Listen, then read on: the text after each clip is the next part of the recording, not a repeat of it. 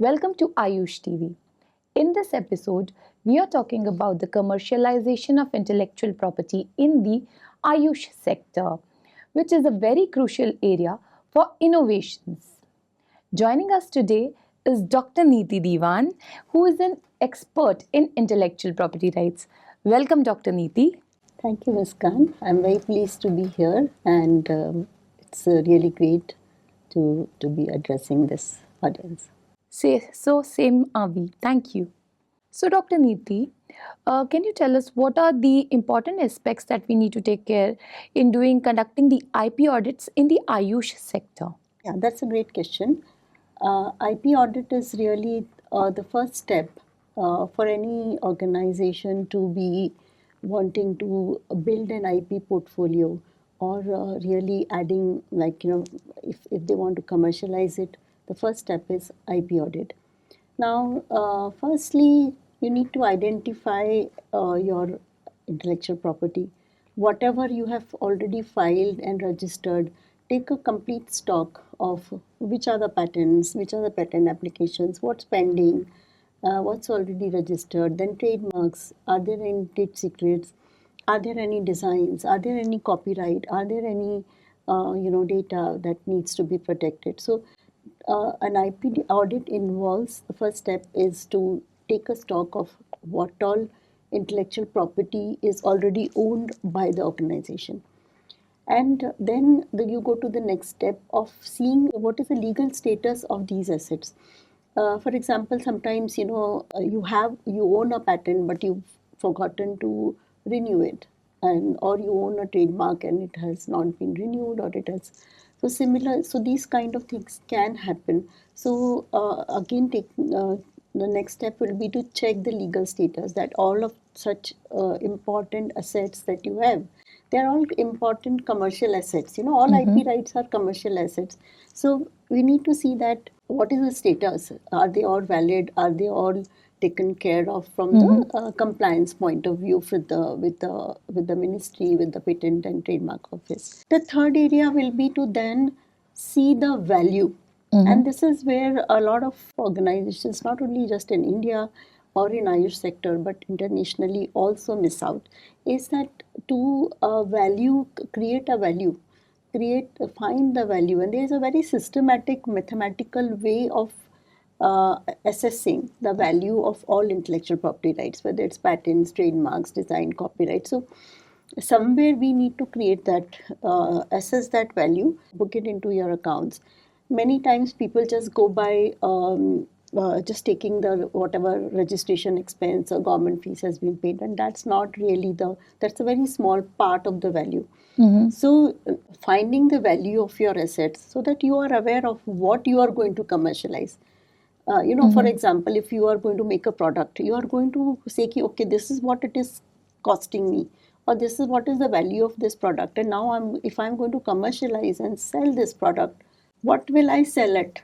So the expenses, the marketing, the publication, all that is involved in that. Same thing we need to do to intellectual property rights. After we have created a portfolio, and we know that okay, these are our assets, and they are all valid, they are all whatever compliance is needed, and this is the value of this. Then we need to also see that when in our day-to-day operations, the products that we are using, selling, or using, what you're purchasing also, and what processes we are using, we need to see is there any possibility of violation. Now this violation you need to see at both ends. You need to see if somebody else is violating your IP rights, or is by inadvertently you are violating a third party's IP rights also. So because once if you realize that you are doing that and stop, you don't get into legal hassles. So IP audit has very important branch of checking on any violations, possible violations at both ends. That we should not be violating somebody's rights, and our rights should not be violated. And then after having all this data available to us, important part will be then to create a strategy. Like, okay, when we saw this invention or this process we are using has not been filed. So what are the new applications we are going to file? What trademark applications? What design applications? What part? This we want to keep it a state secret. So what are the steps we need to? So after identification, we need to have a action plan. That what new things need to be filed. What are the possible areas of violations? So we need to take action. So that is the final step after IP audit. Okay, yes, that was actually very I hope it's insightful. not. I'm trying to share things from a very practical point of view and something that will resonate with the audience, and they will not find it difficult to grasp and implement in their practice. No, I do think so because being a layman, when I get a gist of it and I get the insights and understandings, I'm sure the audience should also I'm get happy it. to know that. Yeah. So, Dr. Neeti, can you share some effective strategies for commercialization and monetization that the Ayush businesses can adopt that maximizes the value of their intellectual property? This is a subject very close to my heart, and I enjoy very much talking and advising our clients on this aspect. As we discussed before, it is important to give a proper narration and presentation of the product, which will highlight what is different from the existing product, so that competitive edge that needs to be shown and shown to the customer is very important. So your packaging, your narration of the product is one part. Now for maximizing, so that is our own sales. But everybody has a limitation on how much they can market, to which countries they can go, or within India also, can they sell only in one state, or are they able to reach out to a pan India presence? So everybody has their limitations to how much they can invest time, money, and into production and marketing and distribution. So for maximum utilization or an exploitation of intellectual property, one is licensing. It's a very good tool for maximizing your potential. So what it means is that you authorize other companies who are competent to manufacture that product or use that process, what is patented, and you are able to get royalty on the sales that they achieve. So what happens is that maybe instead of having 4 factories or having X amount of sales, you are able to have 5x sale. And though all the profit from that extra sale is not coming to you, you are getting a good royalty, an important avenue for earning more money out of the same IP that you have created. The second part is, for example, franchising. So now you must have seen so many businesses who have franchisee. So suppose your brand has become very popular, and you can franchise and allow the use of that brand for other products. And the loyal customer will identify the brand name with a particular product, with a particular company, and say, okay, I like these products. So if they have come up with another product, or somebody else is distributing, it has to be similar good products. For example, Himalaya, Forest Essentials. These are brands which have really created in the Ayurvedic sector, and also in the homeopathy sector, in Unani sector, even in yoga, like BK Iyengar. So if you read a class that this is a center by BK Iyengar, you know that I'm going to get very good training here, and that I'll be taken care of. So these brands create that kind of loyalty and also the promise of good quality, and therefore the franchising that trademark we can earn a lot of revenue. So that is another way. The third way is that you can collaborate, joint ventures and collaborations, because sometimes some aspects, for example, you want to come out with a formulation, but there is some ingredient which you cannot manufacture yourself, so you collaborate with somebody else, or you can formulate but you cannot package, so you collaborate with somebody who's got very good distribution network outside India, let's say, or within India, they already have an existing network where they are able to very quickly put the product on the shelves. So you don't go into distribution, you just do R&D, you manufacture and you collaborate. So collaboration in joint ventures really help in, very exponentially increase your earning from your IP assets. You can also, important thing is sometimes, sale of IP assets. Many times, we move on. A business moves on to another technology or another product range, and then they feel, okay, I'm not selling this product, so they stop renewing that IP, the patent, or maybe the trademark, and they let that thing to lapse, which is again not something that I would advise. It is, you can look at other businesses or other people who may be interested in buying that technology and thing, and then you can sell off those assets, just like you sell a physical property. How you sell a house? Suppose you are not living in a house and you don't want to rent it or do anything with it, and you sell it, so you get a good return. Same way, your intellectual property can also be licensed or even sold. Okay. So these are the ways you can sort of, and what happens is that once you are able to commercialize it and explore this potential into this level of earning, you are then that cycle of investing into innovation, creating more intellectual assets, filing more patents, more trademarks, more designs, and then commercialize. That cycle, a very good cycle, gets established in the organization. An important aspect is also selling of the IP assets, the IP rights. So sometimes, a business moves on to another technology, another product, or another trademark, and in that case, they allow these IP rights to lapse, thinking that they are not using. But that's again a loss, because you have built up those assets, and allowing them to lapse is not going to help. So in those cases, it's good to maintain them and then look for opportunities to sell, because there will be many businesses who may find use for that kind of product, or the technology, or the trademark, or the design that is being registered. So even copyrights. So this is just like selling physical property. For example, if you have a flat, so you used it for your own self, that's like using the intellectual property for your own business. Now, if you don't want to use it for yourself, you rent it out. Same way you license it. So you can equate licensing to renting a property. But suppose you don't want that to maintain that property at all, then instead of allowing to lapse, you can sell it to somebody else. Same, just like you sell your physical property. So that really gives a lot of return on investment.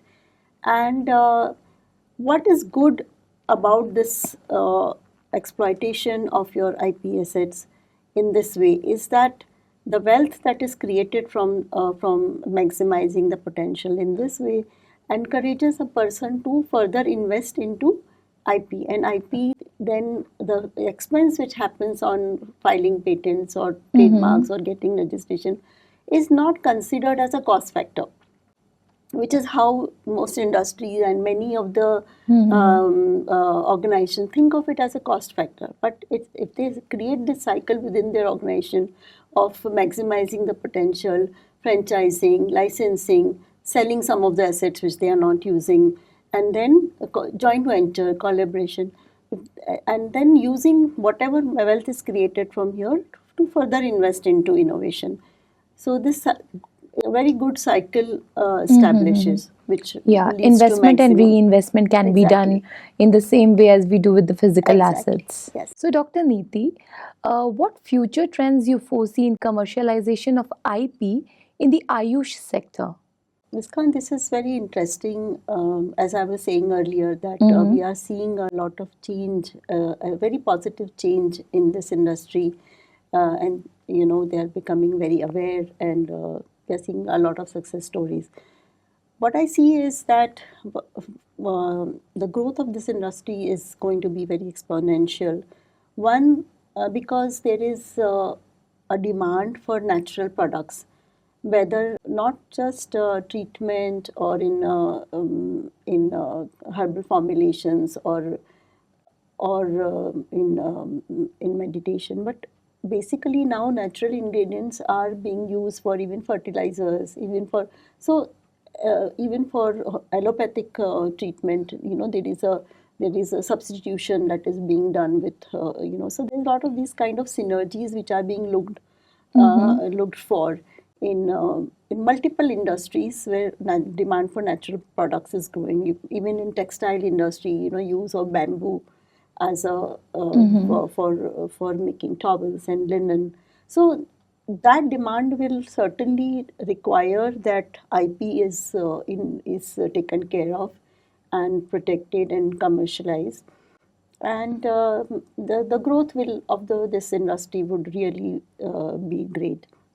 The second is that there's also a sustainability initiative which is being taken up, in most countries in the world, and so it not only foresees a shift to natural products, but also reducing carbon footprint and green technology use. So again, that will fall a lot in the domain of Ayush sector.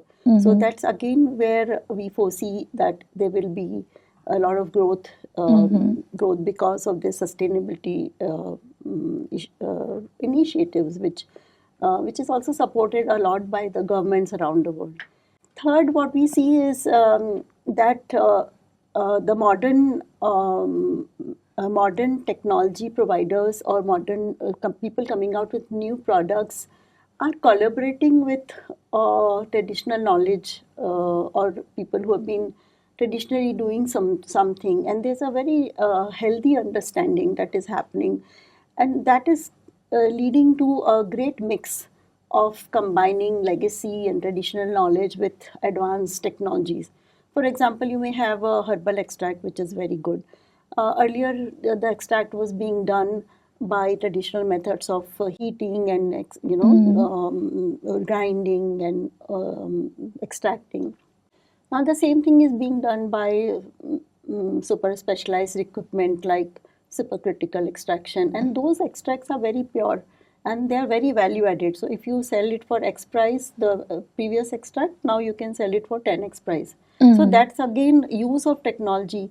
Now, let's say apps. There are many Android apps which are now becoming available for doing yoga.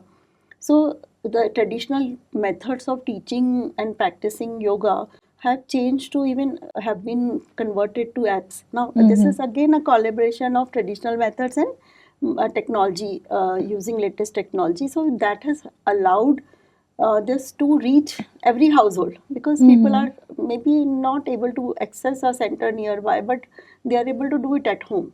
If I can give that small message to the industry, because it's really doing very well on bringing great products and great processes and great service to to human beings, to be able to create better health and making accessible health. So if I'm able to convey this to the audience, that would serve my You are. purpose for the day. Could you, to sum it up, tell us what kind of advice you can give to the new businesses and the new entrepreneurs who are trying their luck in this sector? To start with, I think identification of their IP is to understanding, attend more sessions like this so that they can understand where does IP lie. Sometimes people think IP is only patents or IP is only trademark, but when they become more aware, they must understand that there may be others like copyright, there will be design, there can be some trade secrets, there can be data. So they need to really become aware and understand their IP, and as we said, do the IP audit to see what do they have. The second thing is that after understanding the IP, they also need to sort of create a plan how they are going to strategize to exploit it to the maximum.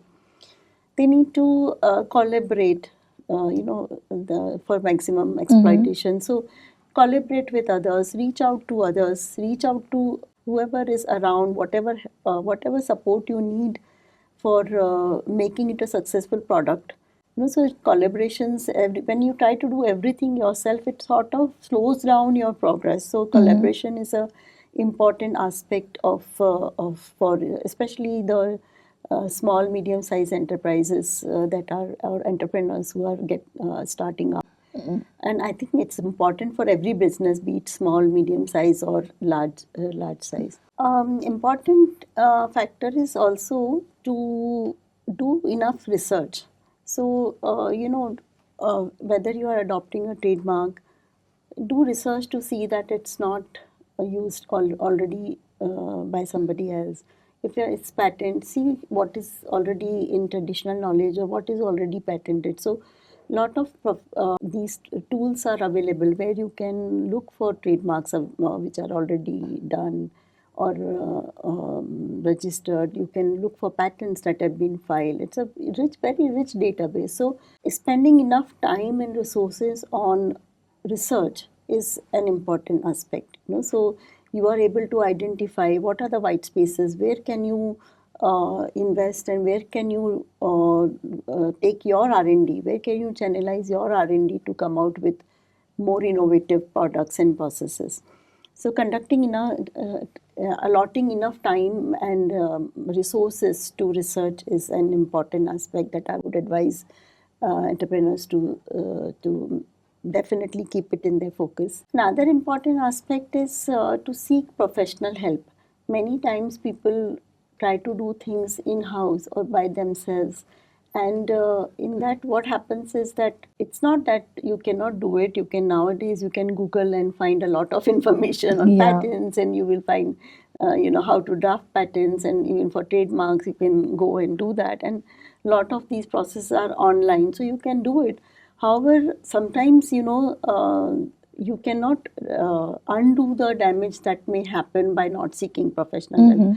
So again, there can be a cost factor in doing that, but I would strongly recommend that timely professional help very early on, as we discussed earlier also, that very early on seeking professional help, taking your professional counselor in IP along with you in your journey right from the beginning, to keep identifying, keep registering, keep protecting, keep enforcing IP rights is an important aspect. That's absolutely bang on, Dr. Neeti. This was a very tricky kind of a topic, but the way you have explained it, I think the viewers are taking a lot back with them. I always believe that intellectual property is not like a certificate to hang on the wall, or put it into your report at the end of the year that okay, we have filed so many patents and we own so many trademarks.